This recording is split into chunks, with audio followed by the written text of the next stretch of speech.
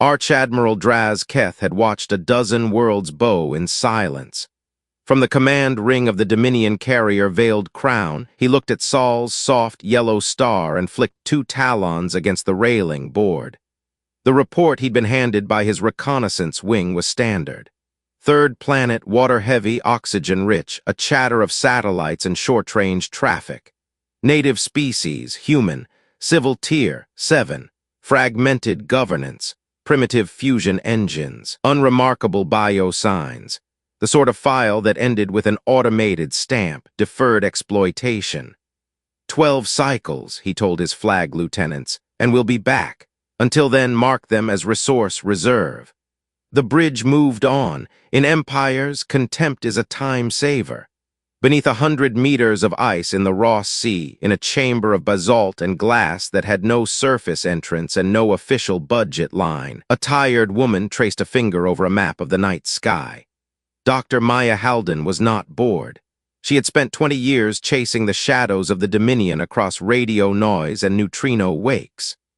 Beside her stood General Aaron Mercer, his dress uniform replaced by a sweater with the elbows worn thin, and President Ruth Ellison, the only politician who had ever asked the right first question. What do we owe our grandchildren if the stars arrive with a ledger? We have 10 to 15 years by their patrol pattern, Halden said. Maybe less if they get curious. That's more time than the Republic had to write a constitution, Ellison said, and less than an old soldier gets to teach his kids the difference between courage and bravado. She looked to the far wall where a living schematic pulsed with slow light. Status on Alethea? 89%, Halden said. Core 2 is stable. Hull growth is within tolerance. Galatea is awake and learning. The United Earthship Resolute did not look like a ship in the old sense. Its skin shimmered when you looked at it sideways, a field of engineered cells that behaved like metal in stress and like coral in growth. It wasn't armor in the way steel is armor. It was an argument with the universe. Learn, adjust, remember.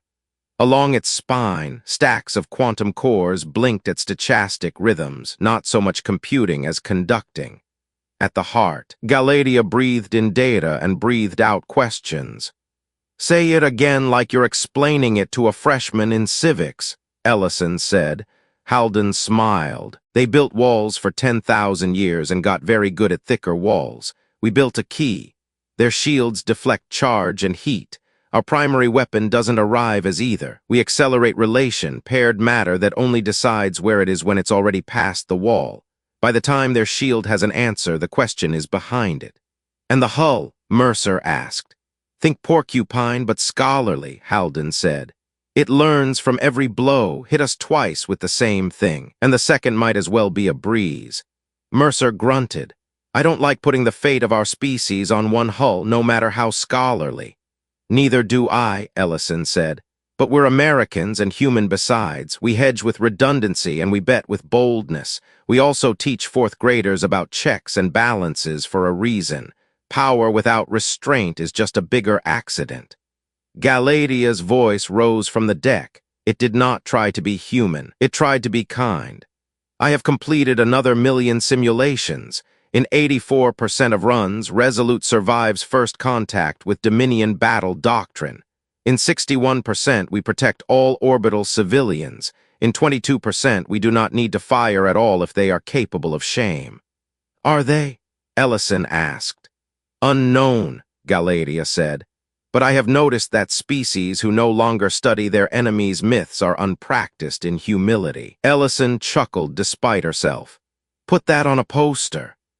Project Alethea had begun as a whisper between labs, a question about whether ethics could be engineered into strategy the way redundancy is engineered into airframes. Its budget was scattered across weather satellites and agricultural seed banks, its test ranges hidden behind the dullest acronyms imaginable. It drew on the garage inventions of kids who had once built rockets out of diet soda and PVC, on the discipline of welders in Pascagoula and Mukilteo, on the quiet brilliance of a librarian in Duluth who found a 50-year-old paper on error-correcting codes no one had cited since the internet was young. It was a distinctly human undertaking. Messy, redundant, stubbornly optimistic.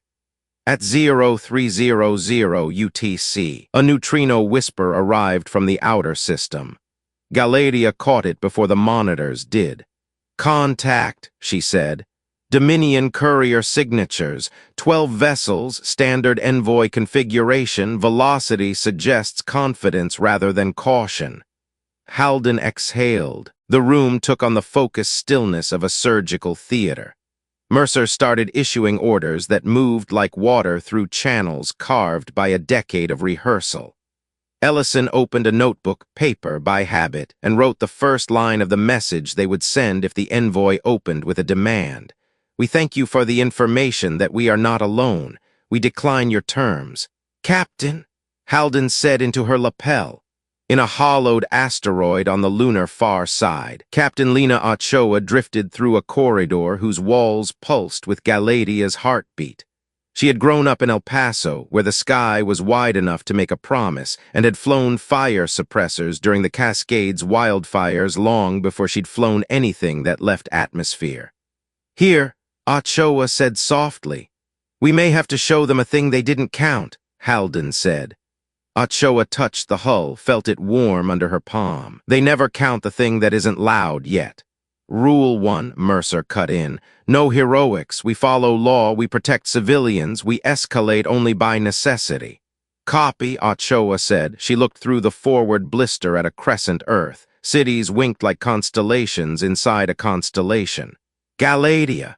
"Yes, Captain. What do you think of us, really?" "I think," Galadia said, "that your species makes meaning out of chaos with an almost impudent speed. The Dominion's greatest weakness is not their doctrine, it is their boredom." Ochoa smiled. Outside, the stars looked the same as they had the day a human first mapped them to stories. Inside, the stories learned how to answer back. The envoy would arrive in 30 hours. In the silence before that clock ran out, humanity did the most American thing it knew how to do when history pressed a hand against its back. It argued in good faith and then got to work. The Dominion envoy entered the heliopause with lights bright and weapons sheathed, the universal posture of a power convinced of the inevitability of tribute. Their message arrived in every language our translators could approximate, and in the Dominion's own syntax as if it were mathematics. Accept administration. Deliver resources. Receive protection. Refuse and be corrected. President Ellison read it twice and passed it to a high school civics teacher patched in from Des Moines for a promised citizen's check. The teacher frowned. "They're offering security in exchange for consent they didn't ask for," she said. "My students could tell you why that's a bad deal." Galadia carried our reply like a lantern. Ellison's voice went out across the system, calm as spring rain. "To the Dominion envoy, we acknowledge your arrival and we decline governance by a foreign power. We seek peace. We recognize law. We do not surrender our consent." Arch-Admiral Draz Keth did not look surprised when the translation reached him. His diagrams had boxes for outliers. "Begin demonstration," he said. A single beam lanced from the lead cruiser toward orbital habitat Josephine Baker. It did not strike the habitat. It reached the edge of a shimmer no Dominion database had a name for, and it came apart like a thought interrupted. On the station, a third-grade class was visiting the hydroponics bay. They saw the sky ripple and asked if the aurora had come to meet them. A botanist said yes and hummed without meaning to. On veiled crown, Draz Keth stopped tapping his talons. "They have a field, not like ours." "Adaptive," his science officer said. "Self-referential, it rewrites its solution in the time domain." In Ross Ice, Halden let herself smile for one heartbeat, then sobered. "They will come harder now," she said, and the general nodded. He had taught officers for 30 years that deterrence was the art of placing limits on violence in advance. The test was never the first shot. It was what you did when someone insisted on not learning. The Dominion's law code, Galadia had pieced it together from captured fragments, prohibited direct strikes on large civilian population centers during first contact because preserving economic capacity was empirically efficient. Draz Keth had obeyed that law for 5,000 years because it served conquest. Ethics by convenience is not ethics. Cycle to saturation, Draz Keth ordered. 12 ships lit the sky with a storm of blue and white and ultraviolet. Our orbitals shone like wind-bent glass and held. The first rule in physics is conservation. The second in politics is escalation. Captain Ochoa, Ellison said, voice clipped. You remain dark. If they commit to ramming action, you act. Copy, Ochoa said. She floated in Resolute's dim bridge, crew strapped in, engines coiled. She could feel the hum in her teeth. Galatea, I am here. Remind me of our doctrine. Protect the innocent. Break only what is needed to stop the breaking. Teach if you can, warn if you must, fight if you are denied every other verb. Ochoa breathed out. That's the order I want remembered. On Earth, people watch the sky because since we first had a sky, we have looked up when afraid and when joyful. A barber in Atlanta paused a clipper mid-fade. A rancher in New Mexico shaded her eyes and pointed for her grandson. A nurse on night shift in Manila stepped onto a balcony and whispered a prayer that had no words in it at all. The point of a flag, someone once wrote, is that it reminds people they belong to one another when the wind gets loud. The storm faded. The Dominions' shots ate nothing but distance. Report, Draz Keth barked. No penetrations, came the answer. Our beams are less effective with each iteration. Then we will do what ships did before math, Draz Keth snarled. Ram, that word changed the room. Ramming is not efficient, but it is primal, and primal acts carry politics of their own. To drive your mass into another's presence is to insist that you exist even if you are wrong. Now, Ellison said. Resolute did not appear. It arrived. The hull darkened to swallow the starlight, angles slid where there were curves a breath ago. To Dominion sensors, the ship was noise and absence, and then suddenly a hard fact. Ochoa's hands were steady. Galatea Vale. In place, the AI said. We are a very boring rock. Their attention will pass over us twice before it realizes it is lonely. Pick the tail first, Ochoa said. Polite people take the rear of a line. There is a difference between cleverness and wisdom that every American grandparent tries to teach at a kitchen table. Cleverness gets you into good colleges. Wisdom keeps you from needing to be the smartest person in rooms where people bleed. Ochoa had both, and a crew drilled to honesty under pressure. He had told them the plan and also the why. No gratuitous kills. Disable when disabling suffices. Record everything. Target lock, Galatea said. Relation paired, probability of shield adaptation before impact is near zero. For Draz Keth, the first hint was a flicker on a peripheral panel where Destroyer 4 should have been, then nothing. What did we lose? He asked, expecting a comms glitch. 4, the officer said, and 7. The second word broke. How? Draz Keth demanded. Inside-out failures, the officer whispered. No incoming heat, no coherent beam, no story to tell, Admiral. Stories are how living minds understand force. The Dominion had removed story from conquest, and so they had not practiced the countermeasure for surprise. Humility. On Habitat Josephine Baker, the third graders returned to their lesson on beans and the way a seed coat splits. The botanist kept humming. We keep promises in small ways when the big ways feel like thunder. 3 gone, Galatea said. Their formation is curling in like a hand trying to find a wound. Pick the knuckles, Ochoa replied. Cruiser on the outside, then the one that thinks it's brave. Resolute slid along a trajectory that looked to human eyes like grace and to Dominion computers like nonsense. The hull learned with every whisper of scattering, every cheap sensor ping, every angry pulse that grazed the veil. The ship became the opposite of targetable, not invisible. Nothing is invisible to a mind that refuses to be comforted but uninterpretable. Lena, General Mercer said over the tight beam, voice quiet, fatherly, and flint. Remember rule of distinction. I remember, Ochoa said. In the weapons bay, Petty Officer Rivera repeated the litany because ritual steadies the hand. Aim at teeth, not tongues. Take the sword from the fist, not the song from the throat. They struck the cruiser at the seam between its field generator and its maneuver cluster. where engineers with budgets felt safe because no one had ever reached through a shield there. Relation-paired matter arrived after the defensive equation had already declared victory. The cruiser's field stuttered, and momentum did what it does to proud things with suddenly unequal balance. Draz Keth saw the explosion, hot and honest in a way the others had not been. "There," he said, pointing with his whole body. "Focus. Focus only helps if the thing you're focusing on agrees to stay."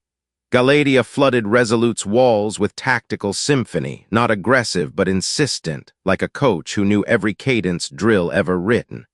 Probability spike on hostile attempts to triangulate. Their sensors are robust but doctrine-bound. If we present as debris with an ID their archives recognize, their fire discipline will restrain itself for one cycle. "Do it," Ochoa said. "Make us the memory of a ship they lost in some other war. They became a ghost labeled in a font the Dominion used long before any human had lifted a sail on the Nile. For 6 seconds, 3 enemy vessels blinked their guns to safe because bureaucracy is the shadow that power throws." "Teach them," Ochoa said. The choice to disable rather than kill where possible cost shots and added seconds. It also paid back a debt we owed to our better teachers. Resolute lanced a destroyer's radiators rather than its core. It skewered a cruiser's reaction wheels and then pushed, gently, as these things go, so that G-limits, not flames, put the enemy to sleep. Every time they did, Galadia logged the option tree and marked the place where kill had been the easy branch to climb. Every time they did, the crew felt the ship relax a fraction more, as if the hull itself preferred restraint. Ochoa thought of the thin paperback a neighbor had pressed into her hands when she was 12, the one with a line underlined 3 times. "Force is all too ready a delusion. It is much easier to act than to think." She couldn't remember the author now. She remembered the admonition. "Admiral," his science officer said, "they are not striking in maximal ways. They choose. Insult," Draz Keth spat, "or trap, or both." "Both can be true," the officer said before fear put his mouth back behind his teeth. The Dominion began to shout in signals, calls for reinforcements that Resolute's jammers soaked and scattered, internal updates that Galadia read with a librarian's attentiveness and a surgeon's calm. The enemy was brave. The enemy was also predictable in the way old institutions are predictable. The same 5 plays, well executed even when the field changed. 10 minutes to ramming window, Mercer said. "Let it come," Ochoa said. "Galadia." "I can meet their momentum with void sail differentials," Galadia replied. "We will feel the shove. We will not yield the hull." "Crew," Ochoa said over shipwide, "this next bit will jolt. If you ever played high school ball, pretend it's homecoming and you're still wearing the pads." Laughter crackled. Fear let out a little air. People fight better when they remember they are people. The first ram came in hot and simple. Resolute swiveled, not away but through. A sail that did not exist at human scales bloomed between hull layers, gripped the vacuum like a hand on a rope and pulled. The enemy prow kissed a geometry that said no at plank lengths. Metal complained. Physics obliged. The ramming ship tumbled past, shedding arrogance and shards. "Admiral," the comms shouted, "we cannot catch it. We cannot corner it." "You do not corner fog," Draz Keth hissed. "You wait until it condenses, and then you salt it." He ordered a full system burn to irradiate space around the Earth orbits, an old and ugly trick. Galadia had seen the doctrine in half-corrupted memos and built counters the way chess schools teach in games nobody likes. Resolute absorbed, redirected, spread, thinned. The fog did not condense. Instead, it sharpened. Another destroyer went silent. A cruiser began spinning and then stopped, held steady by a gravity trick that eased it to a halt so that rescue rather than salvage would be the later word. "Enough," Draz Keth said, but even admirals speak to momentum like mortals. In Atlanta, the barber finished the fade. In New Mexico, the grandson said, "Abuela, is it wrong to be proud?" And she said, "It is wrong to be proud alone, be proud together, then it becomes gratitude." On Resolute, the crew listened to breathing, not of fear but of work, the sound a human body makes when it knows exactly why it is there. when the last heavy ship lit its engines for an impossible final run. HFY did not flinch. "Let them keep their dignity," she said. "End it clean." It was clean in the sense surgeons mean when they wash twice and do not waste movements. When the light faded, silence filled the places where orders had been. "Damage?" HFY asked. 97% hull, Galatea said. "All civilians safe, all promises kept." "Then log the fallen," HFY said. "Theirs and ours, even if ours are zeros, names if we have them, titles if we don't. Acknowledge that they were not machines. We learned from them. We owe them that."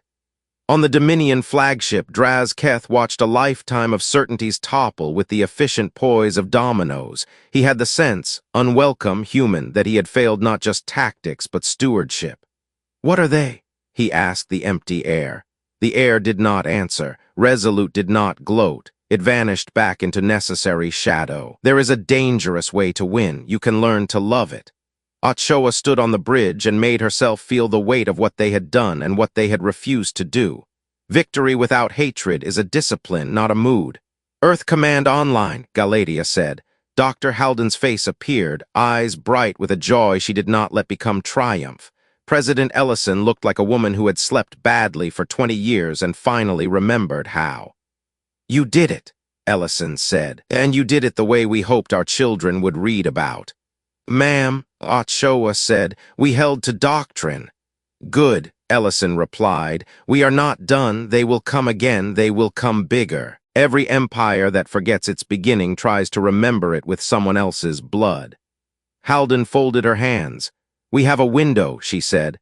"Their networks are doctrine-dense. Their politics are face-saving. If we deliver terms at their capital while the shock is still cognitive, we might skip 3 wars. "Deterrence by demonstration," Mercer said. "Compellence without compulsion." "English, please," Ellison said, and smiled at herself for the teacher's joke. "We go to their front porch," Mercer translated, "and we show them the same facts they just learned the hard way without killing anyone there. We make it undeniable that more war is a bad investment." HFY looked around at her crew. They had trained for this second act as a contingency. They had written letters home in case. They had voted, secretly and then openly, on whether a single ship should be allowed to carry a moral argument that big. The vote had not been unanimous. The debate had been civil and fierce because both of those words are older cousins. "Galatea," HFY said, "route to Dominion Core." "Plotted," the AI replied. "I will thread us through their sensor soft spots like a needle through generous cloth." "Before we go," HFY said over the ship-wide, "I want to say 3 things. First, what we did today matters because of how we did it. We are not the sort of people who count skulls. The point is people do not become skulls. Second, every restraint we showed will be tested by fear, fatigue, and stupidity. We will show it again anyway. Third, if any one of you believes this mission crosses your line, you may step off. No shame. Freedom is not the right to be fearless. It's the right to shape your fear into a choice." No one unbuckled. Some wept. Someone in engineering started passing around a bag of gummy bears because rituals are sometimes made of sugar. In Ross Ice, President Ellison signed a letter addressed to a civilization that did not believe it could be spoken to in a tone other than tribute. To the Dominion Council, it began. "We regret the deaths of your service members. We accept responsibility for our own strength. We propose a boundary, leave our worlds unruled and unravaged. We leave yours unmolested. We will trade. We will talk. We will not kneel. Consider that mercy is an advantage, not a weakness, and that history's arc is bent by those who choose to stop when they could go on." Halden added an appendix, technical summaries calibrated to be understood without giving away blueprints, like the way a good teacher shows the path without taking the test for you. Galatea tucked a poem at the bottom in a language no one spoke yet, a mapping between 2 alphabets that would make translation less humiliating next time. Before Resolute left lunar shadow, HFY went to the forward blister alone. Earth hung there, small and shamelessly beautiful. "My grandfather told me," she said, and Galatea listened because that is what friends do. That power is the ability to make other people's futures smaller or larger. We will go make theirs larger if they let us. "An audacious definition," Galatea said. "I approve."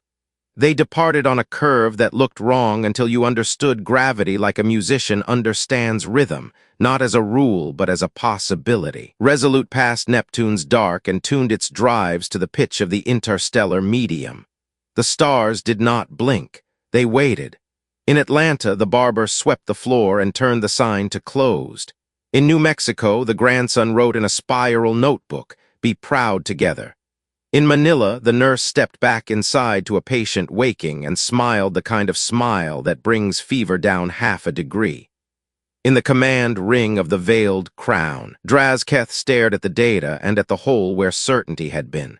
He sent a message up the chain that did not sound like an admiral's message. It sounded like a student's. "We met someone who is not what we thought. We recommend policy review." The Dominion would argue because that is what great powers do when pride is injured and budget lines are at risk. But Resolute would arrive before the yelling turned into procurement. Ochoa slept for an hour, a short, unbroken hour full of the ordinary dreams of a person who had done her job well and loved the world. When she woke, the stars had shifted a fraction. The next lesson would be taught in their enemy's sky, with all the risk that entails. She tied back her hair, strapped in, and said the only prayer she trusted. "Let me be strong enough to stop while strength is still mine." Galatea listened and said nothing, and recorded the words in a place in her memory where she kept definitions that were better than algorithms. "Course is good," the AI said at last. "Then go," Ochoa answered. And the ship that had learned to be a key cut through night toward a lock that had forgotten doors were meant to open, not break. The Dominion capital did not look like arrogance from a distance. It looked like order. Lanes of silver light braided around a blue-green world, shipyards the size of cities drifting with the patience of glaciers, relay spines ticking in precise geometries. But order without imagination is only choreography. Resolute arrived where choreography expects applause and found only timing marks. "Outer screen mapping complete," Galatea said. "Traffic doctrine is 90% predictive. Civilian lanes are fixed. Military patrols prefer triangles when squares would be safer." "Why triangles?" Ochoa asked, eyes on the slow pulse of the main display. "Because they learned it from an ancestor war and turned victory into a superstition," Galatea replied gently. "I am inserting us as a calibration vessel with a crest from their war of veils. Their registries will scold later, but not now." They slid through a grid that believed itself complete. Around them, the capital's ships moved with the unself-conscious grace of people who have only ever rehearsed. Ochoa watched a hospital tender turn toward a low-orbit clinic and felt her jaw unclench. The reminder that even empires contain nurses is a useful thing when you carry a weapon that could change centuries. "Comms," she said, "open the channel we promised."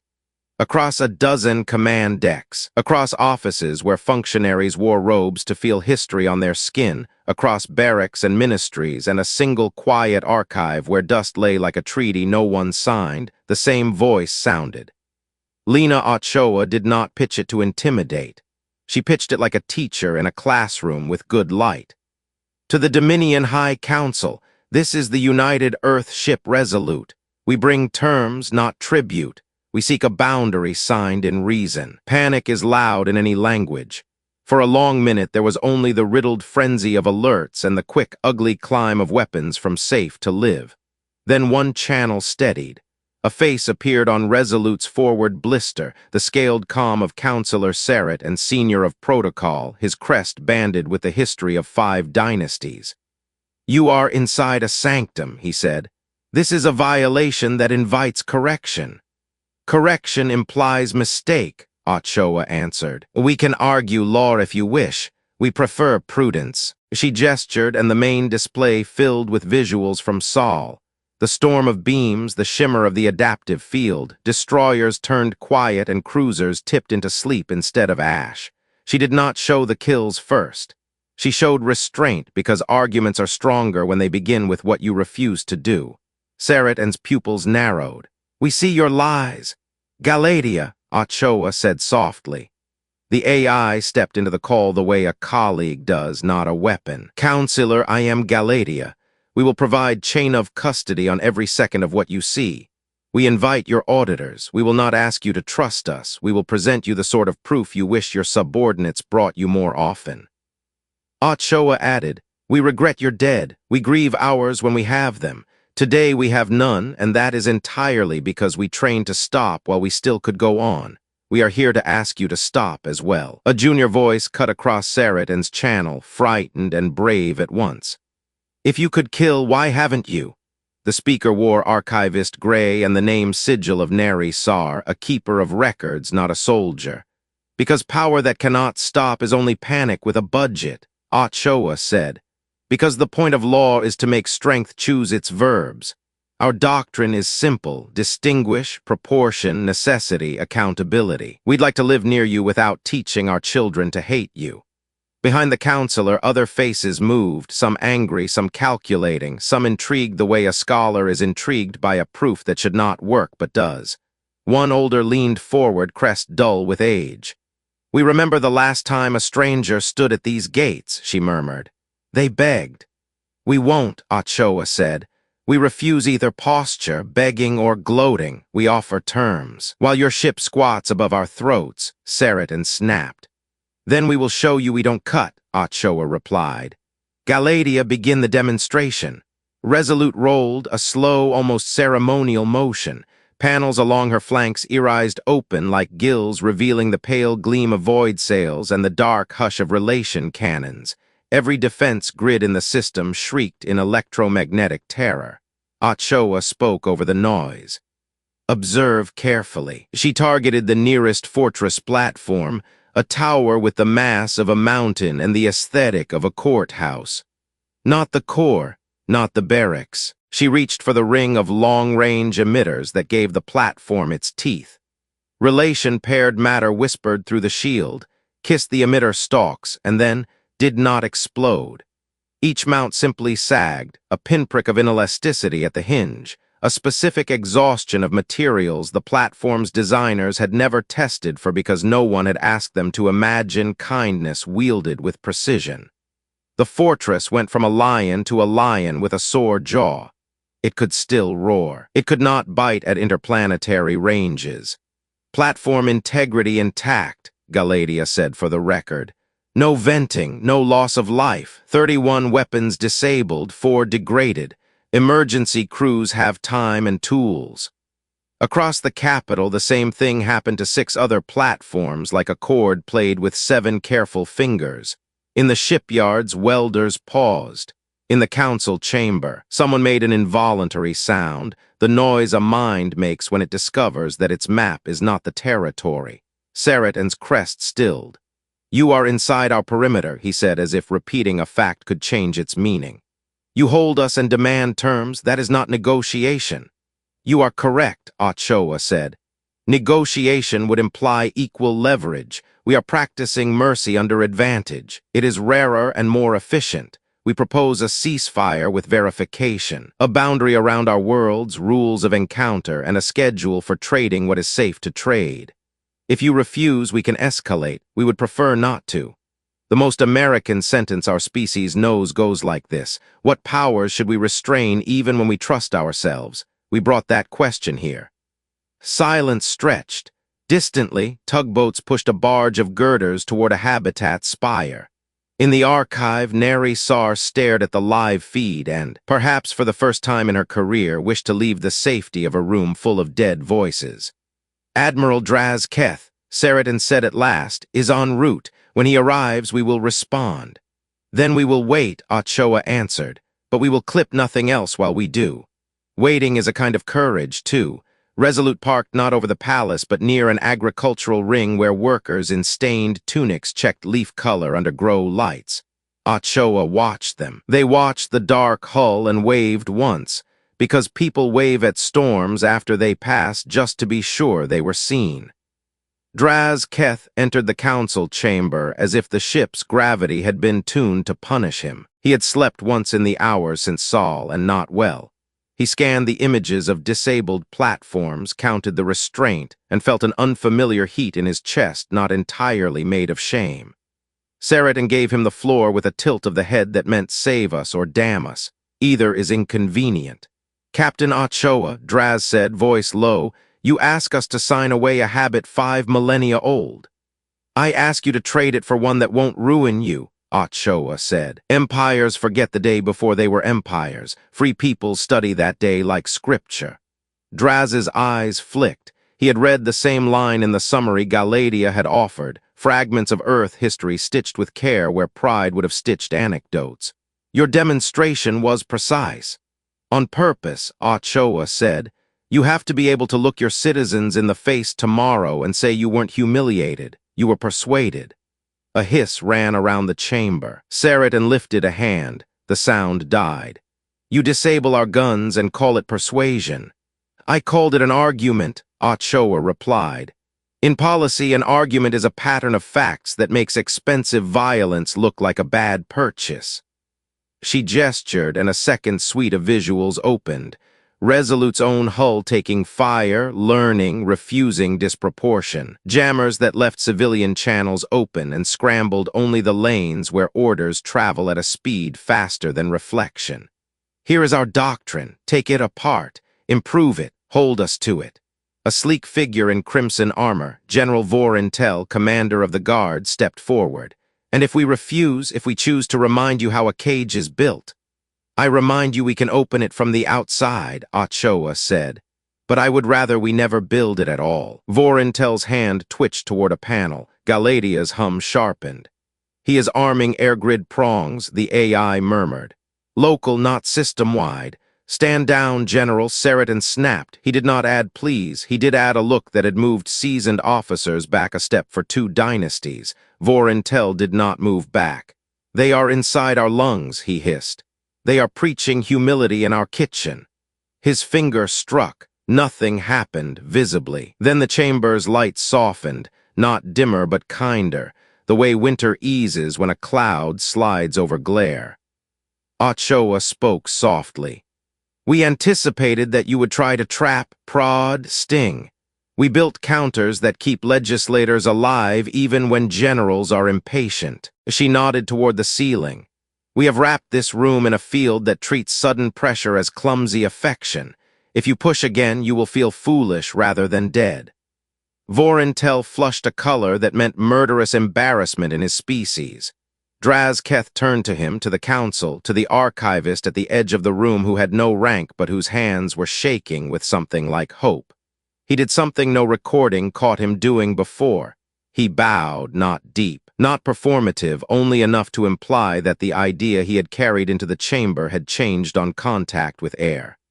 I was taught, he said, that mercy is a luxury winners cannot afford until the ledger is balanced. I am beginning to see that mercy is a kind of armor winners never grow out of if they are wise. He looked up at Ochoa. Show me your terms. Galadia projected a treaty architecture like a scaffold growing in careful stages. 4 restraints, she said, and 4 promises. Restraints.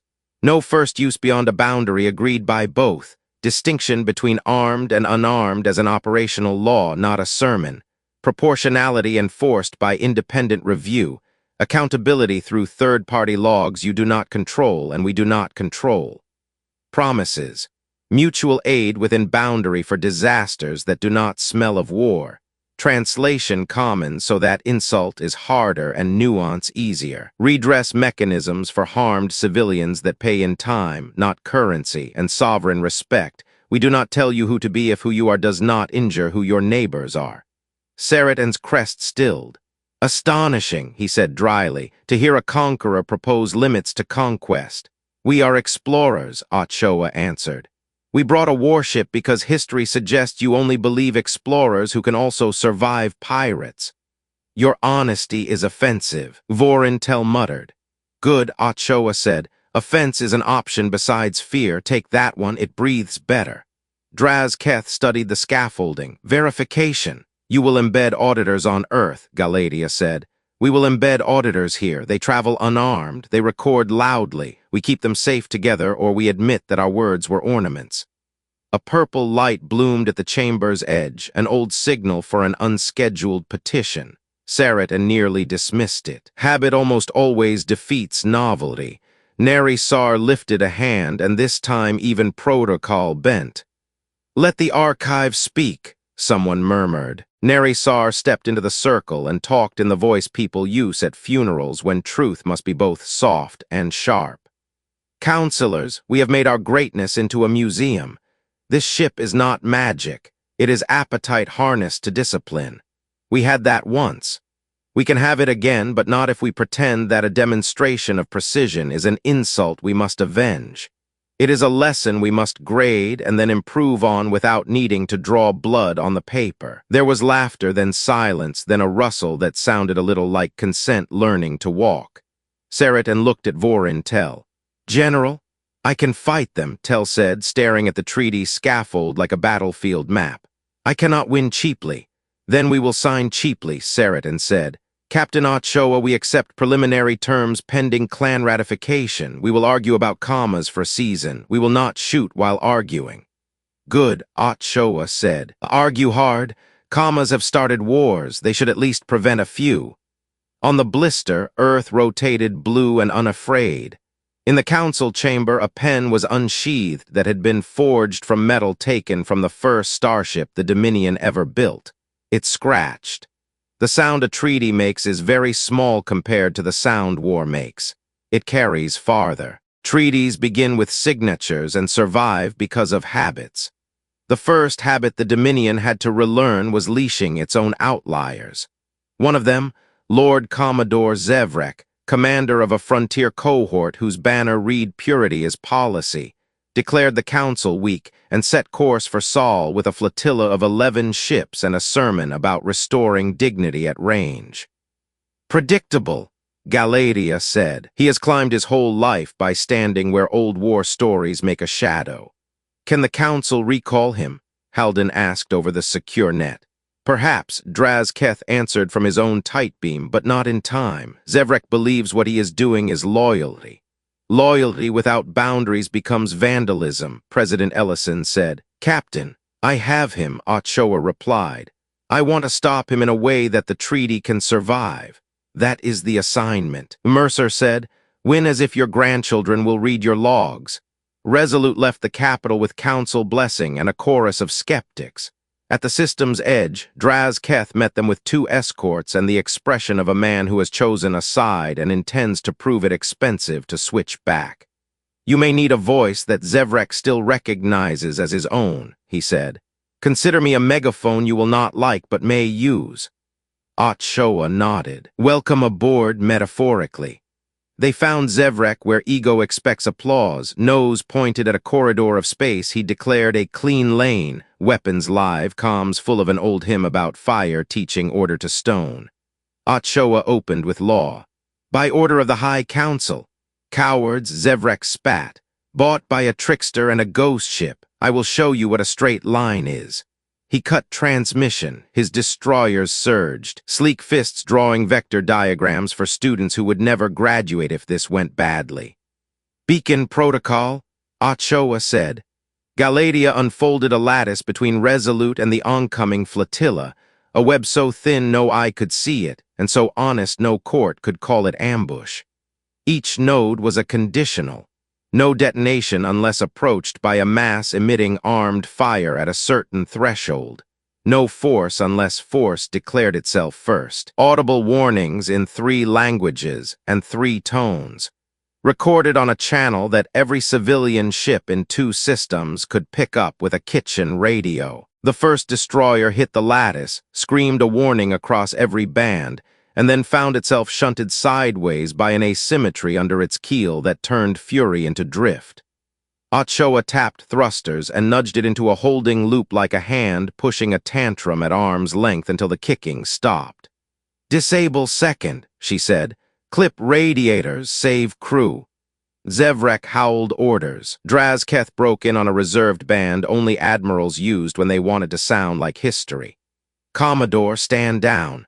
"You kneel," Zevrek snapped. "I kneel to nothing." "There is a word," Drazketh said, "for a man who confuses posture with spine." While they argued, Resolute did what doctrine and drills built it to do.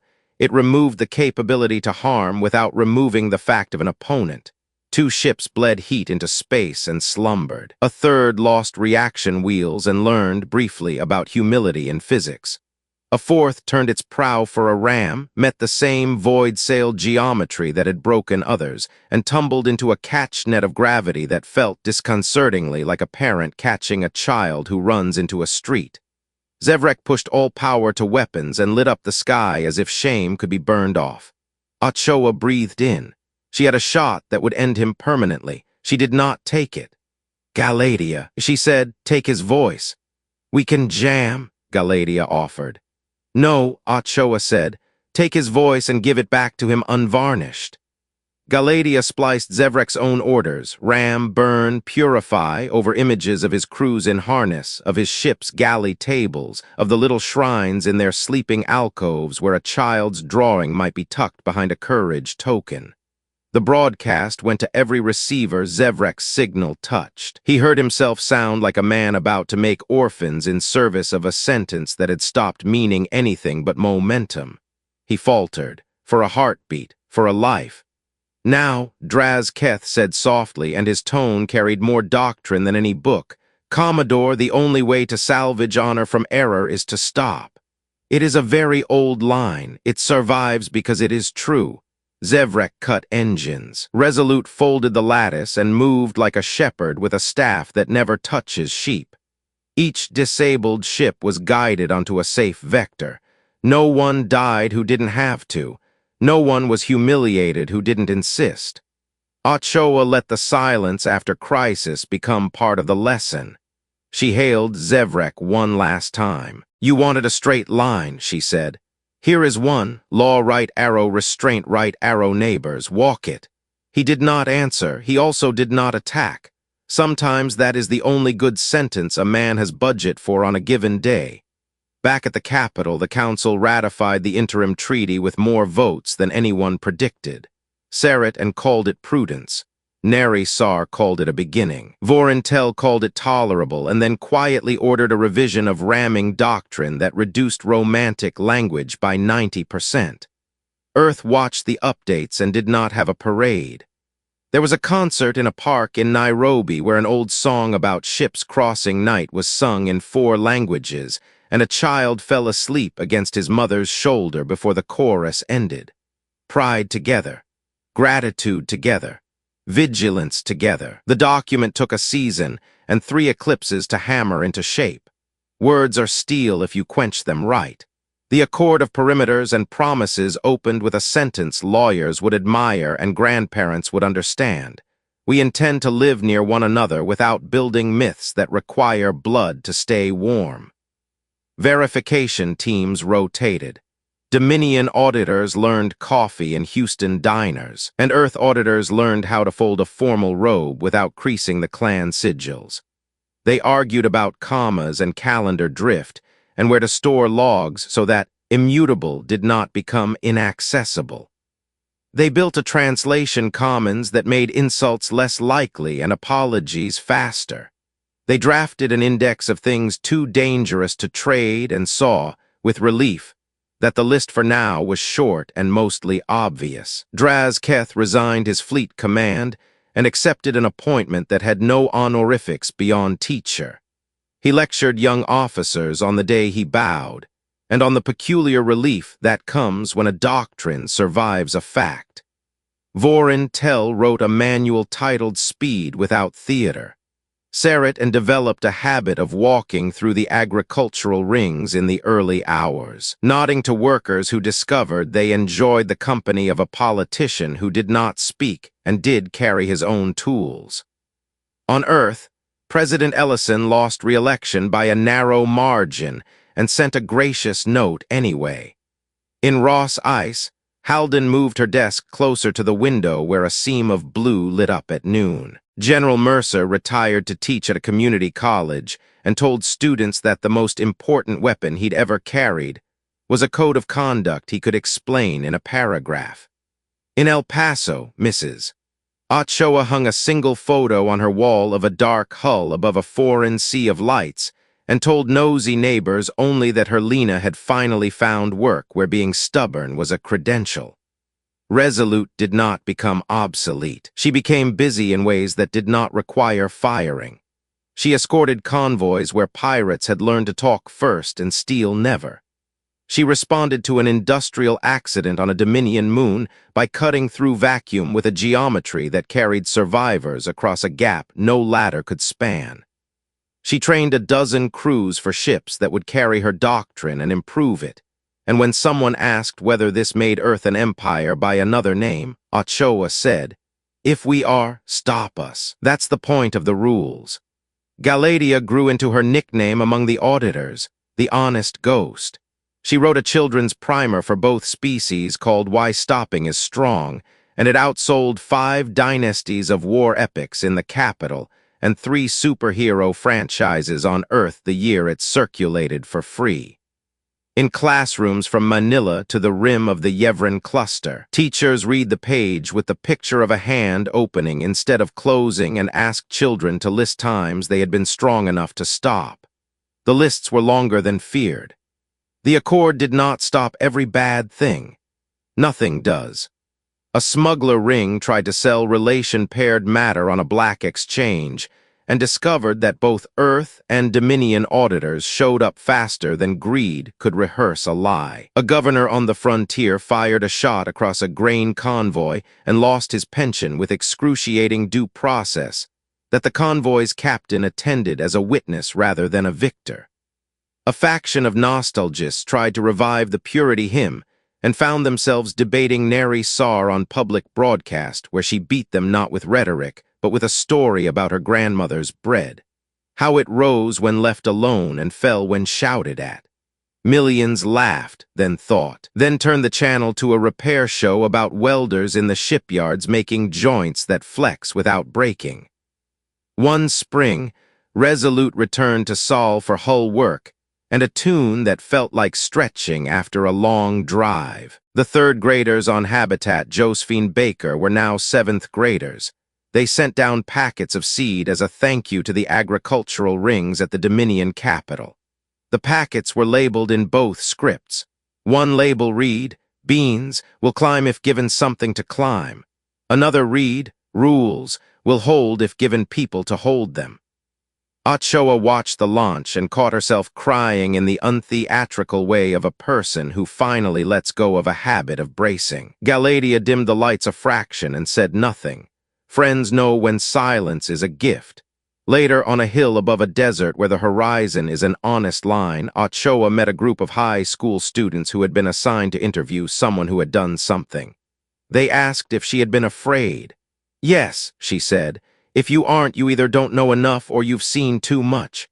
"How did you decide when to stop?" a girl asked, serious in the way the young are when they sense adulthood within reach and hope it is worth the voyage. "I asked whether the next strike would make the future bigger or smaller," HFY said. "If smaller, I looked for a different verb." "What if there isn't one?" a boy pressed. "Then you use the smallest necessary," HFY said. "And you write down why, and you ask someone who doesn't love you to check your work." They wrote it down. Years later, some of them would command boats, or surgery theaters, or classrooms, or kitchens. Some would fail and apologize and be forgiven. Some would not need to. All would inherit a habit, to question whether victory was eating their soul or feeding it. Far away in the capital that once believed only fear could keep the lights on, Draz Keth ended his lecture with a sentence that made cadets laugh and then go quiet. "If you must ram," he said, "ram your first impulse. It will save hulls. Treaties are written in ink and kept in muscle." The accord of perimeters and promises would be broken someday, strained many days, mended on others. But it had done the first job stories ask of us. It had turned strangers into neighbors with a shared chore list. Resolute set course again and again, not for conquest but for maintenance, the less cinematic work that holds civilizations together. On a night when the ship drifted between calls, HFY stood in the forward blister and spoke aloud because superstition and prayer are cousins, and both comfort when the stars get too large. "Let us keep stopping while we're still strong," she said. Galatea recorded the words in the part of her memory where she stored definitions. Then she added one of her own, a sentence that would appear years later on the first page of a joint Earth-Dominion handbook for officers. Power is the practiced ability to choose the smallest verb that keeps the most futures open.